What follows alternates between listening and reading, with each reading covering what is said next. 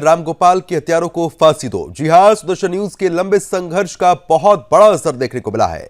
रामगोपाल मिश्रा के 10 हत्यारे दोषी करार दिए। इस वक्त की यह महत्वपूर्ण जानकारी हम आप तक पहुंचा रहे हैं।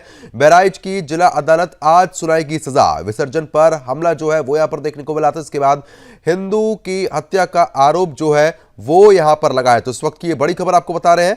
जनमानस की मांग को लेकर इस वक्त की ये बड़ी खबर।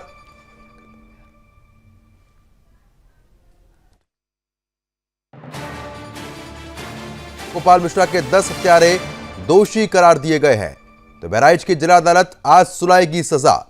तो दोषियों को मिले मृत्युदंड, ये मांग लगातार सुदर्शन न्यूज उठाता रहा है। बिंदास बोल में मांगी गई थी फांसी। तो आपको बता दें कि अभी अवैध घरों पर बुलडोजर चलना बाकी रह गया है। हत्यारों के फांसी पर लटकने तक मुहिम रहेगी हमारी जारी। तो इस वक्त की महत्वपूर्ण खबर, रामगोपाल मिश्रा के 10 दोषियों को आपको बता दें कि फांसी की मांग लगातार सुदर्शन न्यूज की तरफ से उठाई गई थी। जनमानस की मांग पर दोषियों को मृत्यु दंड भी मिले। तो सुदर्शन लगातार इस मामले को लेकर आवाज उठाता रहा है। तो बड़ी खबर आपको बता रहे हैं। बिंदास बोल में भी डॉक्टर सुरेश चौहान के जी ने फांसी की मांग उठाई थी। अभी अवैध घरों पर बुलडोजर चलना बाकी रह गया है। तो इस वक्त की यह बड़ी खबर। तो जनमानस की मांग, दोषियों को मृत्यु दंड मिले। तो सुदर्शन लगातार इस मामले को लेकर आवाज उठाता रहा है और प्रमुखता के साथ इस मामले पर आपको बता दें कि सुदर्शन न्यूज ने आवाज उठाई है। उत्तर प्रदेश के बहराइच जिले में 13 अक्टूबर 2024 को हिंसा भड़क गई थी। आपको बता रहे हैं कि महसी क्षेत्र में यह हिंसा मां दुर्गा की मूर्ति विसर्जित करने जा रहे हिंदुओं के खिलाफ की गई थी। हमलावर मुस्लिम समुदाय से थे, जिन्होंने आरोपियों के अनुसार एक मस्जिद को अपना लॉन्च पैड बना लिया था। इसी हिंसा में रामगोपाल मिश्रा नाम के एक युवक की बेरहमी से हत्या कर दी गई थी। बता रहे हैं कि दिवंगत रामगोपाल की हाल ही में शादी हुई थी। उनकी पत्नी की आपको बता रहे कि जो आवाजें चीख रही थी वो आसमान में भी गूंज रही थी। हमलावरों ने अपंग और लाचार हिंदुओं की भी जान लेने की कोशिश की थी। स्थिति इतनी बेकाबू हो गई थी कि स्थानीय पुलिस जब कुछ नहीं कर पाई तो पीएसी को मोर्चा संभालकर स्थिति को सामान्य करना पड़ा था। सुदर्शन न्यूज ने इस खबर को लगातार कवर किया। पीड़ित हिंदुओं के साथ उनके परिवारों की तरह हम लोग खड़े रहे। हमारे ही प्रयासों और संघर्षों की वजह से वामपंथी और इस्लामी विक्टिम कार्ड सफल नहीं हुआ। हमने ऑन ग्राउंड एक एक घटना को तथ्यों के साथ दिखाया और बताया कि कैसे पहले आतंकी जैसे हमले में हिंदू की हत्या होती है और बाद में हर बार की तरह उनका भी दोष हिंदुओं पर ही लादने की तैयारी है। सुदर्शन न्यूज के प्रधान संपादक धर्म योद्धा डॉक्टर सुरेश चौहान के जी ने इस मुद्दे पर लगातार बिंदास बोल किया।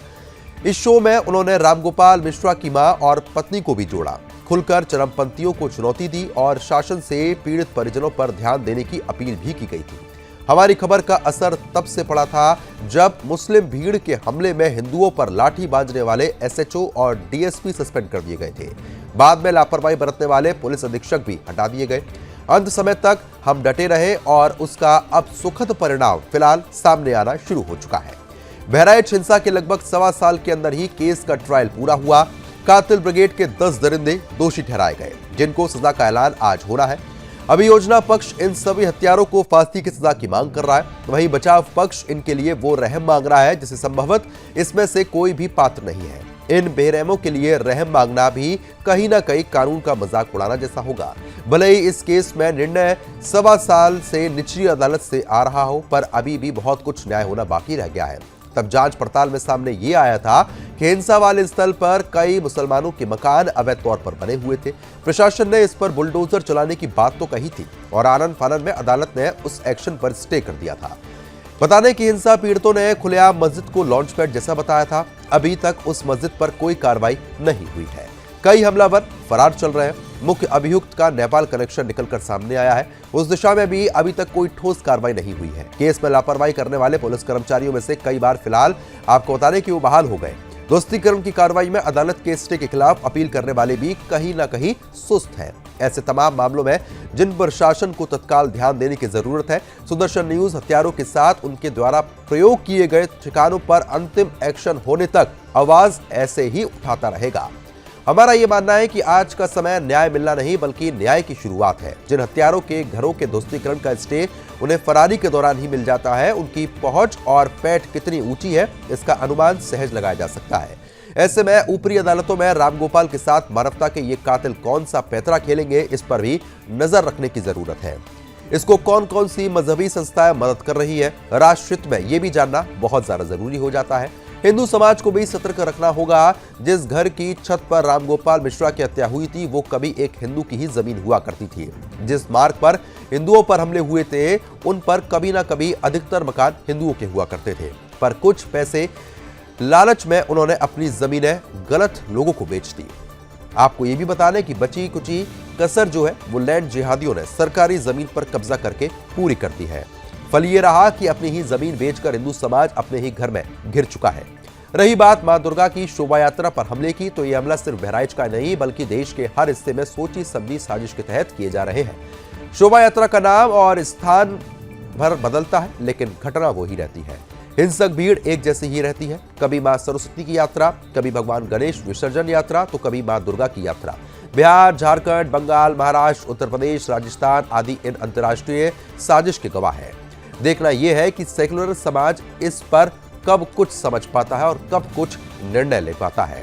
धर्म योद्धा डॉक्टर सुरेश चौहान के जी ने भी आपको बताने कि अपने बिंदास बोल में इस मामले को उठाया था और प्रमुखता के साथ न्याय की मांग की गई थी। बिंदास कविता के द्वारा आपको वो भी दिखाते हैं। मां दुर्गा की मूर्त पत पत्थर का बरसात किया, महिलाओं से बच्चे तक जिस पर चाहे आघात किया। जो खून बहा अब्दुल की छत पर उसमें पानी क्यों मिला दिया। भाईचारे की भांग पीसकर हिंदू को किसने खिला दिया। उसके झंडे की कीमत, झंडा उतारा तो आदमी मार दिया। इसलिए पूछता हूं कि क्या उसके झंडे की कीमत क्या किसी जान से ज्यादा है। वो मारे हम सहते जाए ऐसा भी क्या वादा है। कुछ नहीं, कुछ नहीं, भाग्य का खेल था वो या पाप का ही वो चरम था। सरेआम पर भाग लिया, क्या हत्यारे में इतना दम था। मां दुर्गा की मूर्त पत पत्थर का बरसात किया, महिलाओं से बच्चे तक जिस पर चाहे आघात किया। जो खून बहा अब्दुल की छत पर उसमें पानी क्यों मिला दिया। भाईचारे की भांग पीसकर हिंदू को किसने खिला दिया। उसके झंडे की कीमत, झंडा उतारा तो आदमी मार दिया। इसलिए पूछता हूं कि क्या उसके झंडे की कीमत क्या किसी जान से ज्यादा है। वो मारे हम सहते जाए ऐसा भी क्या वादा है। कुछ नहीं, कुछ नहीं, भाग्य का खेल था वो या पाप का ही वो चरम था। सरेआम पर भाग लिया, क्या हत्यारे में इतना दम था। तो फिलहाल जिस तरीके से आपने सुना, आपको बता रहे हैं कि धर्म योद्धा डॉक्टर सुरेश चौहान के जी ने इस मामले को प्रमुखता के साथ अपने बिंदास बोल शो में उठाया था और न्याय की मांग तब भी की थी और अब न्याय जरूर मिलता हुआ नजर भी आ रहा है। लेकिन अब कुछ और भी आपको सुनवाना बहुत ज्यादा जरूरी हो जाता है। दरअसल उस वक्त जो हिंदू पीड़ित थे, जिनके ऊपर अत्याचार हुआ था, उनकी तरफ से भी क्या कुछ कहा गया है वो भी सुनना बहुत जरूरी है। सुनिए।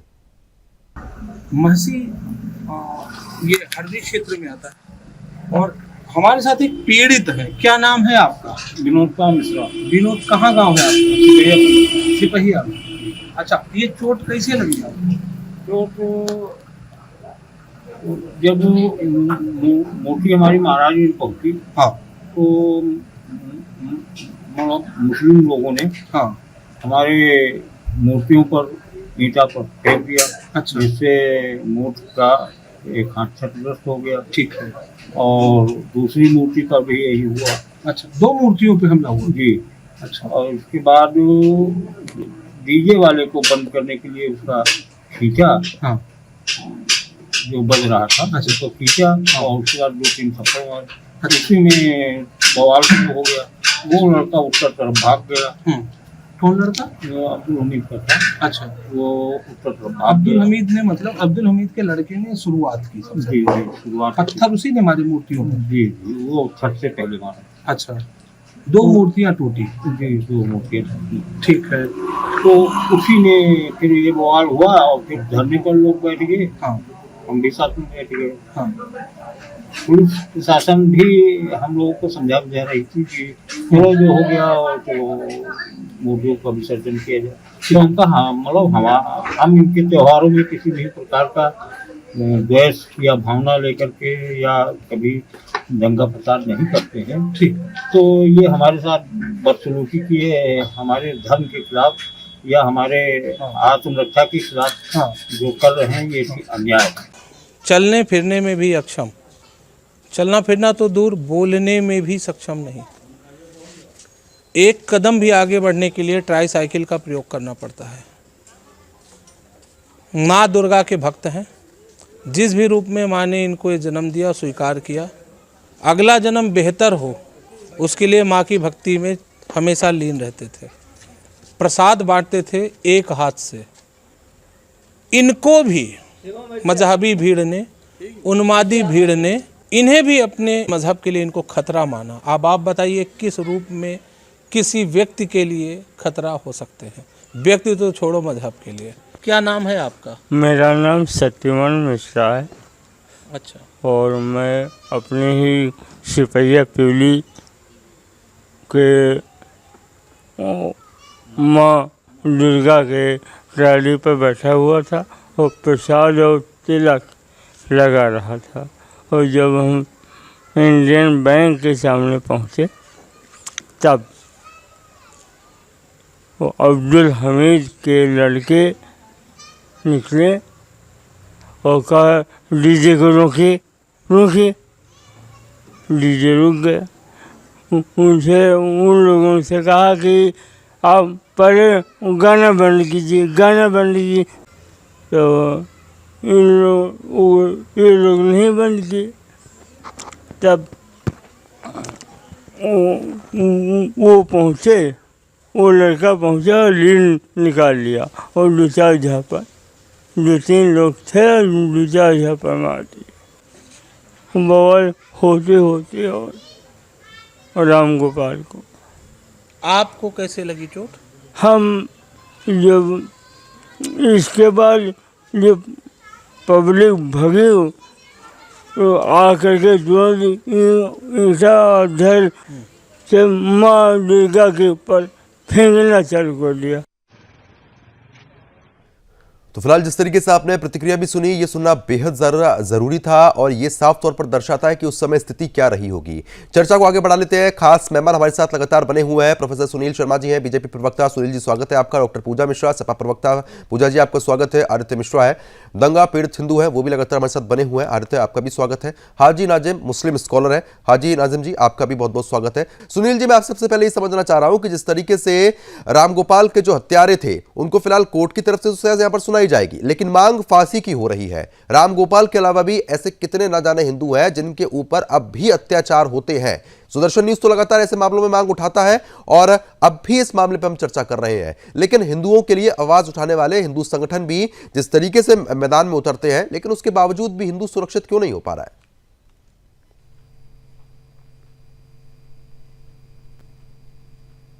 आपको मेरे सभी साथियों को मेरा तमाम नमस्कार। देखिए, जो घटना घटी वो बहुत दुखदाई थी और मेरा मानना ये है कि किसी भी धर्म विशेष के लोगों को इतना उग्र नहीं होना चाहिए जितनी उग्रता के कारण रामगोपाल मिश्रा की हत्या की गई। लेकिन ये देश कानून से चलता है और उस कानून पर हमको सबको भरोसा रखना चाहिए। रामगोपाल मिश्रा के हत्यारों को आज जो न्यायालय निर्णय देने जा रहा है उसका हम स्वागत करेंगे और भविष्य में सभी धर्म संप्रदाय संत निरपेक्ष वर्ग के लोगों को ये ध्यान रखना चाहिए कि आवेश में आकर उग्र होकर एक तो वो व्यक्ति गया जिसकी आपने हत्या कर दी और एक आप जाएंगे, आपके परिवार के साथ भी क्या गुजरेगा ये भी हम समझें। लेकिन आप कुछ लोगों के बहकावे में आकर जो काम कर देते हैं, वो लोग तो फंडिंग के द्वारा अपने आप को आर्थिक रूप से मजबूत रखते हैं। आपको समझना चाहिए आपका अपना परिवार है, इन लोगों को ध्यान में रखकर ही आपको अपनी प्रतिक्रियाएं देनी चाहिए। ये धार्मिक उन्माद है, ये भी किसी धर्म विषय के लोगों के द्वारा अगर किया जाता है तो ये अच्छा नहीं है, और न ही इससे देश का विकास होता है, न ही परिवार का विकास होता है, न ही समाज का विकास होता है। हम सब लोगों को यहाँ मिलकर रहना चाहिए, और हिंदुओं पर जो लगातार ये मामले होते रहे हैं, हमला होते रहे हैं, ये एक बहुत गहरी जड़ जम चुकी है, और उसे खत्म करने में भाई टाइम तो लगेगा, लेकिन देश में और प्रदेश में इस समय कानून का शासन है, और ये समझिए कि कानून का शासन है, इसीलिए उन लोगों को न्याय मिल पा रहा है। वरना किसी और की सरकार होती तो मुझे लगता है कि न्याय नहीं मिल पाता। तो हम प्रशासन का भी कि उसने इतनी त्वरित कार्रवाई की, और सुदर्शन चैनल का भी, और सुरेश चौहान जी का भी आभार व्यक्त करते हैं कि उन्होंने आवाज उठाई और उन लोगों को न्याय दिलाने का काम किया। और हम तो भगवान से प्रार्थना करेंगे कि अपराधी को वह सजा मिले जो उसने वो दंडित, वही दंड मिले जो उन्होंने वो अपराध किया है। तो प्रद्युमन जी, बिल्कुल कहना कि आपका भी ऐसे और दोषियों को बिल्कुल सख्त से सख्त सजा का जो है कोर्ट की तरफ से जरूर ऐलान होना चाहिए, और हम तो मांग भी कर रहे हैं कि ऐसे दोषियों पर सख्त कार्रवाई हो। डॉक्टर पूजा मिश्रा जी, क्योंकि देखिए साफ तौर पर सुनील जी कह रहे हैं कि भाई अब बीजेपी सरकार है तो ऐसे दोषियों को लगातार अब कार्रवाई उनके ऊपर होगी। अब चाहे ये तो कोर्ट के हिसाब से फैसला आएगा कि क्या कुछ यहाँ पर देखने को मिलता है, लेकिन उन्होंने एक बड़ी बात यह भी कही कि सरकार अगर किसी और की होती तो ऐसे लोगों को छोड़ दिया जाता। हमने वो दौर भी देखा है, वो नाम लेना ठीक नहीं होगा, लेकिन वो दौर भी देखा है जब ऐसे कितने अपराधी थे जो सपा सरकार में फलते फूलते थे और कोई कार्रवाई नहीं होती थी। प्रदुम जी, आपको नमस्कार, और साथी प्रवक्ताओं को भी नमस्कार। आपका कहने का आशय है कि जब पिछली सरकार थी, कहने का आशय जब समाजवादी पार्टी की सरकार थी तो न्यायपालिका कोई काम नहीं किया करती थी, मतलब वो अपने हाथ पे हाथ रख करके बैठी रहती थी और न्यायपालिका को नहीं कहा, कार्रवाई नहीं होती। न्यायपालिका को नहीं कहा मैंने। तो ये नहीं, तो ये सजा कौन दे, किसके देने का कार्यभार है? सरकार का कार्यभार तो है नहीं सजा देना, सजा देने का कार्यभार न्यायपालिका का। कोर्ट तो करवाएगा नहीं गिरफ्तारी, और ये मैंने नहीं कहा है, ये सुनील जी कह रहे हैं कि अगर कोई सरकार दूसरी होती तो फिर सजा नहीं हो पाती। देखिए प्रदुम जी, अगर जो है हम आंकड़े लेकर के चले जाएं, आपको पता है कि मैं आंकड़ों में बहुत फाइन रहती हूँ, बहुत फैक्चुअल रहती हूँ। अगर हम अभी बैठ करके डिबेट कर रहे हैं इस चीज से, मैं बैक पे नहीं जा रही हूँ कि वहां पे क्या हुआ कैसे हुआ, हम क्योंकि जजमेंट आना है, जो लोग कल्प्रिट हैं उनका दोष सिद्ध हो गया हुआ है, उनपे कोर्ट सजा देगी, इसलिए बात कर रहे हैं। तो आपको पता है कि ऐसा नहीं रहा है कि इस सरकार में गलत नहीं हो रहा है, जो गलत कृत्य के लोग होते हैं वो गलत। हाजिर नाजिम जी, मैं आपसे एक चीज ये समझना चाह रहा हूं कि जब भी कोई भी शोभा यात्रा निकाली जाती है, चाहे मां दुर्गा की हो, गणेश जी का विसर्जन हो, तो मुसलमान पक्ष को और खास तौर पे ऐसे जिहाद की मानसिकता रखने वाले लोगों को इतनी आपत्ति क्यों होती है? जब वहां से यात्रा निकल रही थी तो डीजे को लेकर, झंडे को लेकर विवाद खड़ा हो गया, दंगे वहां पर कर दिए गए और एक शख्स की इस तरीके से बेरहमी से हत्या कर दी गई। मैं आपसे समझना चाह रहा हूं कि दिक्कत क्या होती है ऐसे जिहादियों को? हाँ शर्मा जी, मेरी आवाज अब तक आ रही है? मेरी आवाज अब तक आ रही है शर्मा जी? जी जी, आवाज आ रही है। हाँ हाँ हाँ शर्मा जी, देखिए हम लोगों को कोई दिक्कत नहीं है, हम तो अपने हिंदू भाइयों की शोभा यात्रा का खैर मकदम करते हैं और चाहते हैं कि बड़े प्यार से, इत्मीनान से मुस्लिम एरियो के अंदर से शोभा यात्राएं निकले। लेकिन आखिर क्या वजह रहती है कि ये शोभा यात्रा जब निकालते हैं, जैसी मुस्लिम क्षेत्र में पहुंचते हैं या मस्जिदों को देखते हैं, तभी यहाँ पर एक ऐसा माहौल क्रिएट कर देते हैं, मस्जिदों के आगे धार्मिक नारे लगाने के साथ। नहीं तो कौन लगा रहा है ऐसे गाने चलाते हैं जिससे कि धार्मिक नारे कौन लगा रहा है? देखिए, हाँ देखिए, ये तो ऑन द रिकॉर्ड है, बहुत सारी वीडियो फुटेज आप देख लीजिए। हम तो ये कहते हैं कि आप पाइए, लेकिन मस्जिद के आगे आते आप एक ऐसी जन चेतना जाग जाती है दूसरे समुदाय की यात्रा जब निकल रही है। अच्छा एक चीज आप बताइए, माँ दुर्गा की यात्रा निकल रही है, जय माता दी नहीं कहेंगे तो क्या बोलेंगे? अल्लाह अकबर बोलेंगे।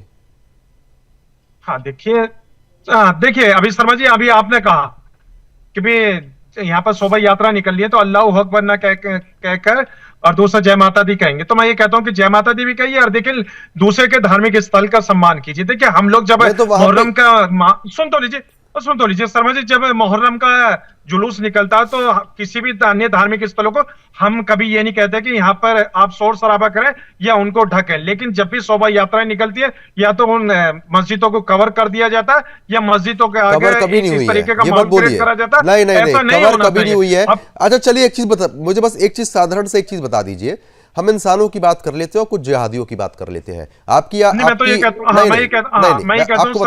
शर्मा जी, आपकी जब मुहर्रम होता है आप भी करबला जाते हैं?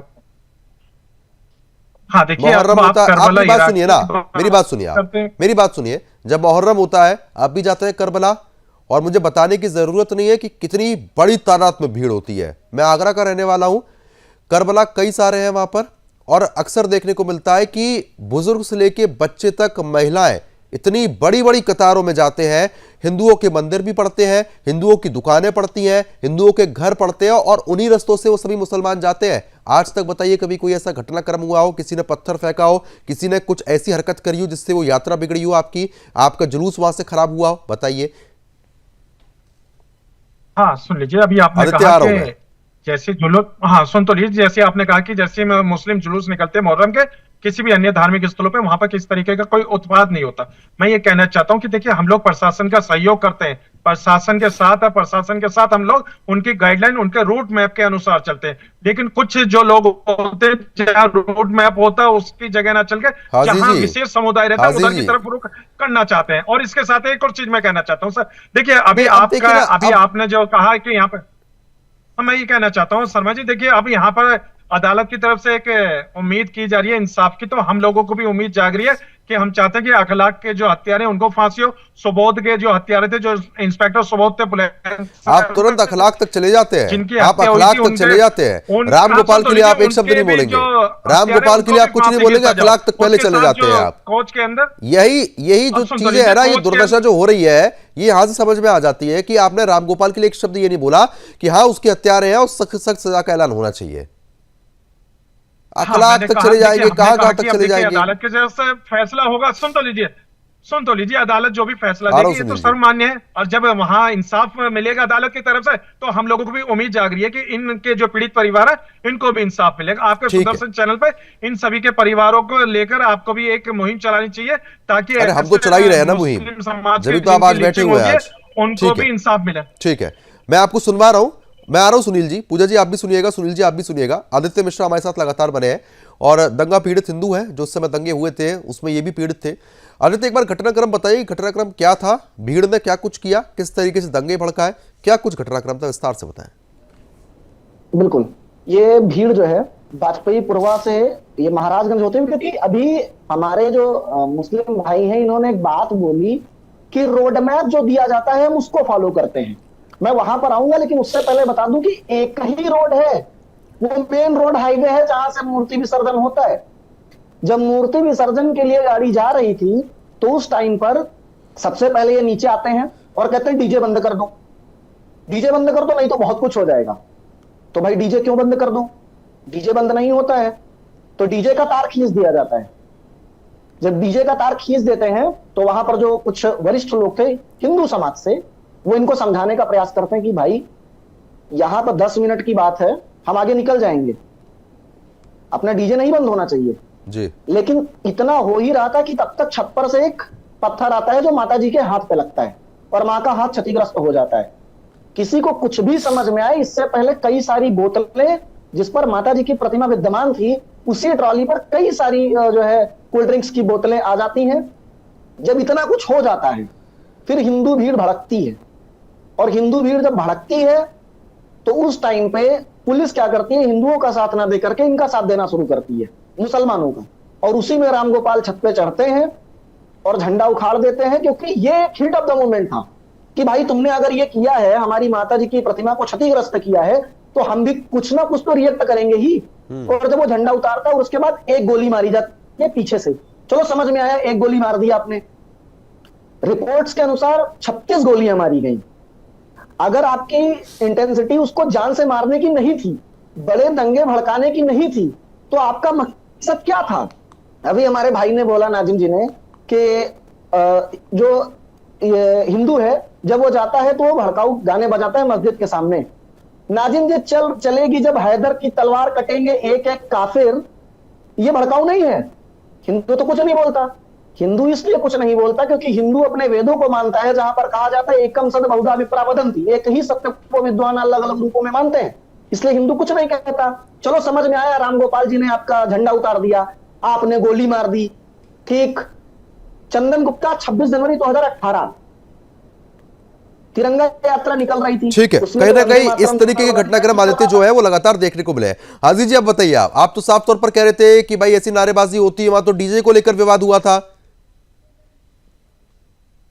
खैर शायद उनसे संपर्क नहीं हो पा रहा है, दोबारा संपर्क साधने का प्रयास हमारी टीम लगातार कर रही है। पूजा जी लगातार बनी हुई है।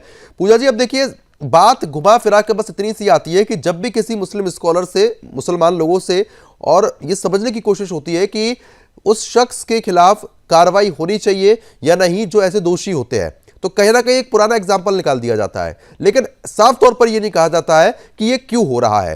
क्योंकि आदित्य साफ तौर पर बता रहे कि डीजे को लेकर विवाद था और किस तरीके से अचानक से पत्थरबाजी हो गई, बोतलें फेंकना शुरू हो गई, यानी कि छत पर सब कुछ सामान पहले से ही रखकर तैयार रखते हैं कि कभी कोई घटनाक्रम हो तुरंत फेंक दो। ऐसे लोगों पर क्यों कार्रवाई नहीं होनी चाहिए, बताइए। बिल्कुल कार्रवाई होनी चाहिए। यहाँ तो प्रशासनिक फेलियर है, आपको पता है, और वहाँ पे कार्रवाई भी होती है प्रशासन के ऊपर में। हमने आपकी डिबेट में न जाने कितनी बार, कई बार कहा है कि प्रशासनिक फेलियर का एक सिलसिला चालू हो गया है इस सरकार में। हर जगह पे इस तरीके की घटनाएं हो जा रही है, प्रशासन को पता नहीं। अभी मैं आदित्य जी को सुन रही थी तो आदित्य जी ने कहा कि वहां पे जब खींचतान चालू हुई, आप सोचिए कि वो विसर्जन मार्ग था, इसका मतलब प्रशासन के पास में पूरा इन्फॉर्मेशन होगा, प्रशासन ही डिसाइड करते विसर्जन मार्ग कौन सा रहेगा। और वहां पे जो सीनियर थे वो सीनियर से आकर के बात करें, तब तक पुलिस का कोई आता पता नहीं। जब कोई नीचे उतर करके आए, कोई प्रोसेशन चल रहा है, चाहे वो हिंदू का हो चाहे मुसलमान का हो, अगर कोई धार्मिक प्रोसेशन चल रहा है या कोई प्रोटेस्ट चल रहा है, कुछ भी चल रहा है, अगर वो चल रहा है और उसके बीच में जरा सा भी कोई व्यवधान आता है, तो उस व्यवधान को हैंडल करने के लिए वहां पे पुलिस अवेलेबल होनी चाहिए, क्योंकि उनको प्रायर इंफॉर्मेशन रहती है और उनको उन्हीं के द्वारा दिया गया, उन्हीं के द्वारा डिसाइड किया गया वो रूट रहता। अगर वहां पे पुलिस नहीं थी तो दुखद रहा और प्रशासनिक फेलियर का खामियाजा भुगत रहा है बहराइच। और हम आप बैठ करके यहाँ पे डिबेट कर रहे हैं, वो जो जिनके सिद्ध हुआ है उनको सजा भी होगी, सजा होनी भी चाहिए। और आपने देखा ही होगा कि जो है, मैं कहूंगी आपका चैनल इतना मुहिम चला, एक मुहिम ये भी चला कि आर्यन मिश्रा को भी इंसाफ मिला जाए। आर्यन मिश्रा को भी तक इंसाफ मिला, बिल्कुल सबको इंसाफ मिलना चाहिए, सबको इंसाफ मिलना चाहिए, बिल्कुल। लेकिन कहीं ना कहीं समाजवादी पार्टी का जो प्रेम मुसलमानों के लिए दिखता है ना, वो भी सवाल खड़ा करता है पूजा जी, कि अगर ऐसे दोषियों को पहले से सख्ती से निपटाया जाता या इनको समझा दिया जाता तो आज ये स्थिति नहीं होती। हम मानते हैं कि पुलिस का फेलियर वहां पर दिखा, कार्रवाई भी हुई, लेकिन पूजा जी कहीं ना कहीं सवाल तो ये भी उठता है ना। ले लेंगे जवाब बढ़िया रहेगा ना प्रदुम जी। मैं समाज पार्टी को रिप्रेजेंट कर रही हूँ ना। अगर आपका सवाल आ रहा है कि जो है हमारा प्रेम तो आपसे भी है, हमारा प्रेम तो पैनल में उपस्थित सभी से है। समाजवादी जो है सभी भारत देश के नागरिक से प्रेम करती है। अगर वो अपराध करते हैं तो हमें दुख होता है कि हमारे नागरिक ने अपराध किया हुआ, पर हम इस बात को मानते हैं अगर अपराधी है तो अपराध की सजा उसको मिलनी चाहिए। ठीक है, अगर आपका प्यार, आपका जो प्यार मोहब्बत है लोगों के प्रति वो अभी समझ में आ जाएगा। आदित्य, जब ये घटनाक्रम हुआ था तो बताइए समाजवादी पार्टी ने स्टैंड लिया था? हाँ, मैं बताता हूँ ना, इस घटना के बाद समाजवादी पार्टी पीड़ित से मिलने नहीं गई। रोली मिश्रा के घर पर समाजवादी पार्टी का कोई व्यक्ति नहीं गया। ये किसके साथ खड़े थे? जिहादियों के साथ खड़े थे। इतना ही नहीं, कुछ दिन पहले, ये मैं बता रहा हूं आपको, 23 मार्च 28 जून 2022 में कन्हैया लाल की जब हत्या हुई, समाजवादी पार्टी कन्हैया लाल के साथ नहीं खड़ी थी। कन्हैया लाल ये कह रही थी कि आपने बस साफ कर दिया। बताइए पूजा जी, आप तो कह रही है कि भाई हमारी प्यार मोहब्बत है सभी लोगों से, बताइए। आप लोग तो महिला की बात भी नहीं कर रहे हैं। समाजवादी पार्टी किसके पास गई थी आप ये बता देना। जैसे भी इन्होंने बोला कि समाजवादी पार्टी यहाँ नहीं गई थी, हम तो थे ना आपके साथ में भी डिबेट किया होगा, मैं तब भी डिबेट किया होगा, तब भी हमने कहा था कि गलत डिबेट करने से थोड़ा होता है कुछ, डिबेट करने से थोड़ा कुछ होता है। समाजवादी पार्टी के कार्यकर्ता गए, पीड़ित परिवार से मिलने गए। जब आप कह रहे हैं कि आप स्टैंड लेते हैं, पीड़ित परिवार के पास आप गए, ये तस्वीर ऊपर देखिए ना, अपने ऊपर आप देखिए, तस्वीर चल रही है, मुख्यमंत्री से सब मिले, पीड़ित परिवार मिला तो है। इसका मतलब थोड़ा है कि आर्यन को इंसाफ नहीं मिलना चाहिए। तो आर्यन की बात यहाँ पे कहां से आ गई? यहाँ पे बात रामगोपाल की हो रही है, आप आर्यन पे क्यों जा रही हैं? नहीं, बात ये हो रही है कि आप लोगों ने क्या स्टैंड लिया? इतने लोगों के ऊपर अत्याचार हो रहे हैं, अगर हम किसी को मिलने नहीं पहुंच रहे या फिर हमारे कार्यकर्ता नहीं पहुंच रहे, सुनील जी ठीक है, एक और खास मेहमान शोएब सिद्दीकी साहब लगातार बने हैं। शोएब जी स्वागत है आपका, मैं आऊंगा आपके पास, लेकिन उससे पहले सुनील जी कुछ कहना चाह रहे हैं। सुनील जी, ये प्यार करते हैं आतंकवादियों को छोड़ने की घोषणा करने की, इनकी सरकार बनती है, इनके मुखिया कहते हैं कि उन्हें छोड़ा जाएगा, नहीं छोड़ते भी। ये ऐसे लोग हैं, ये बिल्कुल सिलेक्टिव होकर जाते हैं। अभी एक स्कॉलर कह रहे थे, अखलाक मेरा पड़ोसी है, पड़ोस के गांव का रहने वाला है, उसकी हत्या आवेग में इसलिए हुई कि उसके घर गोमांस मिला, ये तय हो गया जांच में, वो गोमांस निकला। आप किसकी भावनाओं से खेलेंगे और चैनल पे कहेंगे कि अखलाक को इंसाफ मिले? मना नहीं कर रहे हैं, लेकिन उसने कितनी गलत घिनौनी घटना, हिंदुओं के घर हैं वहां उसकी हिम्मत हो गई कि वो अपने घर गोमांस पकाए। इतनी बड़ी घटना, और वो चैनल पे कह रहे हैं। और इनकी सरकार का कितना प्रेम था मैं बताता हूं। अखलाक को तो छोड़िए, उसके भाई जो उस गांव से दूर रहते थे उन्हें इतनी बड़ी बड़ी आर्थिक सहायताएं देश के जनता के टैक्स से दी गई कि आप आकर जांच करिए। उसके भाई जो बड़ी बड़ी कंपनियों में जॉब करते हैं उन्हें अलग से 50 लाख रुपए दिए गए। ये ऐसे लोग हैं, ये कभी भी उन पीड़ितों के साथ खड़े नहीं हो सकते जो हिंदू धर्म से जुड़े हुए हैं। ठीक है, इनकी मानसिकता ही उस तरीके की है। और मैं आपको बता देना चाहता हूं, इनके यहां भी कुछ ऐसे हैं हिंदू नेता जो चाहते हैं, लेकिन मजबूरी बात, जैसे पूजा मिश्रा ही, वो बेचारी, मैं 2-3 डिबेटों से देख रहा हूं, वो बस ये कहती रहती है कि हम साथ हैं, लेकिन वो अंदर से वो इतनी मतलब समाजवादी पार्टी के अंदर रह के अपने आप को कुंठित महसूस कर रही हूं, खुलकर भी उन लोगों का समर्थन नहीं कर सकती जो पीड़ित हैं, क्योंकि इनके मुखिया ही नहीं कर सकते। इनके मुखिया का कहना ही ये है, वो जाएंगे कहां? आजम खान साहब से मिलने जाएंगे, उनके बच्चों से मिलने जाएंगे, अखलाक के यहाँ जाएंगे, आरिफ के यहाँ जाएंगे, सुहेल के यहाँ जाएंगे। वो तो प्रेम जग जाहिर है ना, वो प्रेम तो जग जाहिर है। जब भी तो मैंने सब पूजा जी से पूछा था। पूजा जी, हमारे यहाँ सुनिए एक मिनट, भारत की सीमा के अंदर रहने वाला वो मुस्लिम जो भारत माँ के कण कण से प्रेम करता है, हम अब्दुल कलाम का सम्मान करते हैं, हम शीश झुकाते हैं। हमारे प्रधानमंत्री जी ने अब्दुल कलाम के बड़े भाई के पैर छूने का काम किया जब उनका इंतकाल हुआ। ये पूरी जग जाहिर है पूरी दुनिया में, नरेंद्र मोदी जी। बिल्कुल, मैं आ रहा हूं आपके पास सुनील जी, क्योंकि कहीं ना कहीं बिल्कुल सच बात है। नहीं, ठीक है, मुसलमानों का जो प्रेम है और समाजवादी पार्टी का प्रेम जो उनके लिए है वो जग जाहिर है, उसमें कोई बड़ी बात नहीं है। शोएब जी, बड़ी बात यहां पर यह निकलकर सामने आ रही है, जब ये घटनाक्रम सामने हुआ रामगोपाल का, तो डीजे बजाने को लेकर विवाद होता है। उसके बाद मेरा हमेशा सवाल ये रहता है कि अचानक भीड़ कहां से आ जाती है, अचानक बोतलें इकट्ठी कहां से होकर फेंकने लग जाती है, और पत्थर फेंकाई कहां से शुरू हो जाती है, अचानक से कैसे प्रकट होती है सारी चीजें? देखिए शर्मा जी, जो बहराइच में ये हादसा हुआ था बहुत ही गलत हादसा था। मैंने उस वक्त भी कई डिबेटों पे मत की थी। लेकिन शर्मा जी आप देखिए, आखिर जब भीड़ इकट्ठा होती है तो कहीं ना कहीं प्रशासन की जिम्मेदारी बन जाती है कि पहले वो परमिशन ली कि नहीं ली, किसी समुदाय का भी हो, मैं जनरल बात कर रहा हूं, और अगर परमिशन मिल गई तो परमिशन के बाद ये प्रशासन की जिम्मेदारी बन जाती है कि वो अपनी निगरानी में जुलूस को निकाले। शोएब जी, एक सेकंड के लिए आपको टोक रहा हूं, हमारे संग दंगा पीड़ित उस वक्त के हिंदू लगातार बने हुए आदित्य, वो बता देंगे। आदित्य, जब ये यात्रा निकाली जा रही थी परमिशन ली गई थी?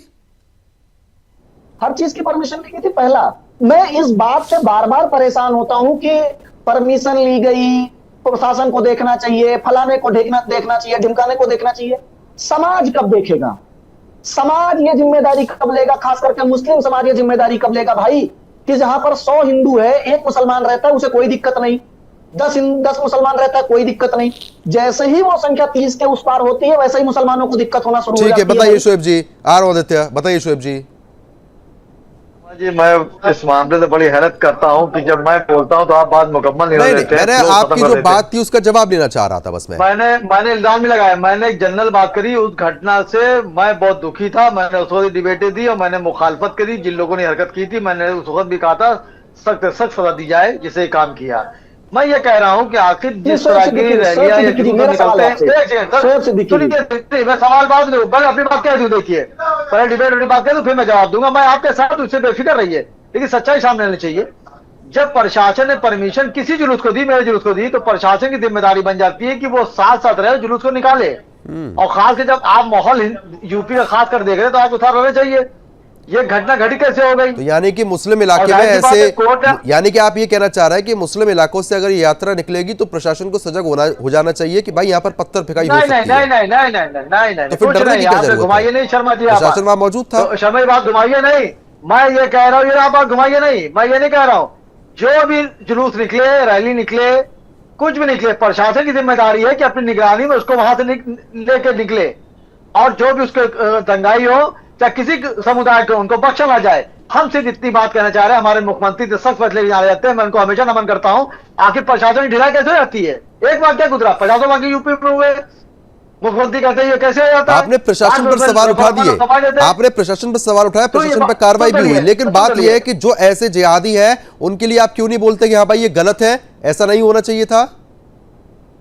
मैंने उस वक्त भी डिबेट दी थी, आज भी दे रहा हूं। आपके इस वक्त मौजूदा डिबेट पे रहा हूं कि जो घटना हुई मैं उसकी निंदा करता हूं, सख्त सख्त सजा होना चाहिए। मैं आपके साथ आज सजा के लेकिन मैं ये कह रहा हूँ कि आखिर घटना अंजाम कैसे दे जाती है, वहां पे प्रशासन क्या करेगा?